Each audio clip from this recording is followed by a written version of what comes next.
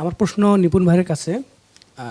আমরা দেখেছি ৭১ পরবর্তী সময় বা একাত্তরেও আমাদের অনেক শিল্প, আমাদের গান, আমাদের চলচ্চিত্র যেগুলো আমাদেরকে মুক্তিযুদ্ধে উদ্বুদ্ধ করেছে, এবং সেটার ধারাবাহিকতায় ২৪ও আমাদের ওই সময়ের গানগুলো, সিনেমার দৃশ্যগুলো, ওগুলো আমাদেরকে আন্দোলনে উদ্বুদ্ধ করেছে এবং একটা ক্রিয়েট করছে, আমাদের মধ্যে একটা ভাব ক্রিয়েট করছে, যাদের কারণে আমরা আন্দোলনটা সুন্দরভাবে পরিচালনা করতে পারছি এবং আমরা এটাতে থাকতে পেরেছি। কিন্তু আমরা পরবর্তীতে দেখলাম এখন পর্যন্ত ১.৫ বছর এই সরকার ফর্ম হওয়ার পর বা আন্দোলনের পর আমরা দেখিনি খুব একটা ওই জগতে খুব একটা কাজ হয়েছে। সরকার ৮টার মতো সিনেমা তৈরি করার জন্য ১৫,০০০ দিয়েছে আমি যতদূর জানি। তো এটা আমরা সাফল্য দেখিনি। তো এটার কারণে তরুণ প্রজন্ম খুব একটা কানেক্ট করতেছে না, মানে এই যে আমাদের ১.৫ বছর আগে এত বড় একটা আন্দোলন হয়ে গেছে।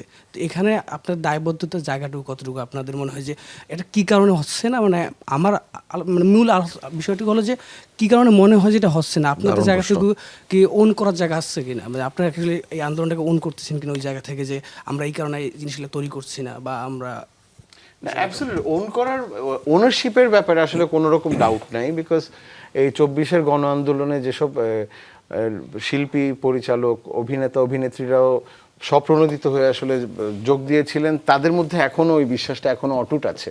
এবং এটা এমন না যে শুধু ২৪-এর আন্দোলন থেকে, এটা আরও বহু আগে থেকেই গত সরকারের বা মাফিয়া সরকারের যদি আমি বলি শাসন আমলের যেই অত্যাচারের বিরুদ্ধে তো এরাই দাঁড়িয়েছেন। যে এই প্রশ্ন আমাকে প্রায় শুনতে হয়, বা আমাকে ইনফ্যাক্ট অনেকেই প্রশ্ন করে যে আপনি আসলে ২৪-এর গণ অভ্যুত্থানের আপরাইজিং নিয়ে সামনে কী করছেন বা করবেন। আমার কাছে যেটা মনে হয়, যদি আমি একদম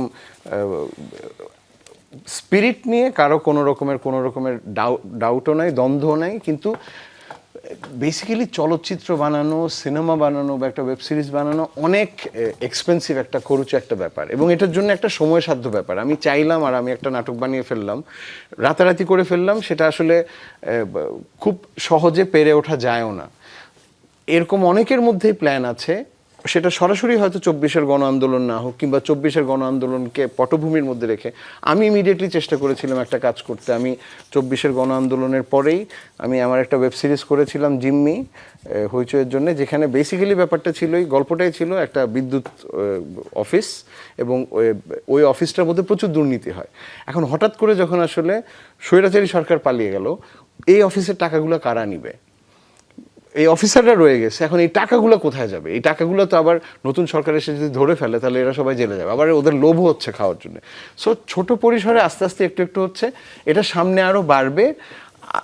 এটার একমাত্র কারণ আমার কাছে যেটা মনে হয় সেটা হচ্ছে যে সময়সাধ্য ব্যাপার, খরচের ব্যাপার, আর ব্যক্তিগতভাবে আরেকটা জিনিস আমি যেটা বিশ্বাস করি সেটা হচ্ছে গিয়ে কি, যে কোনো মুভমেন্ট, যে কোনো বিষয়, যেমন ধরেন আপনি যদি পাহাড়ে থাকেন, পাহাড়ের উচ্চতা বা গভীরতা বুঝতে হলে আপনাকে পাহাড় থেকে একটু দূরে আসতে হবে, তারপর আপনি পাহাড়ের উচ্চতাটা পরিমাপ করতে পারবেন। পাহাড়ের মধ্যে দাঁড়ায় কিন্তু আপনি আসলে বুঝতে পারবেন না।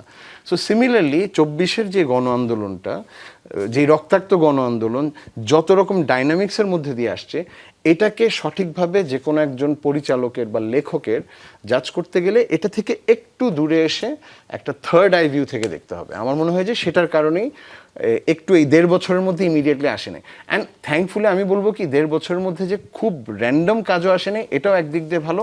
সবাই একটু সময় নিয়ে যেন এটার প্রজ অ্যান্ড কনস, এটার পেছনের পলিটিক্স, ভেতরের পলিটিক্স, এই জিনিসগুলো যেন উঠে আসে, সেই অনুযায়ী সবাই হয়তো এখন কাজ করছে।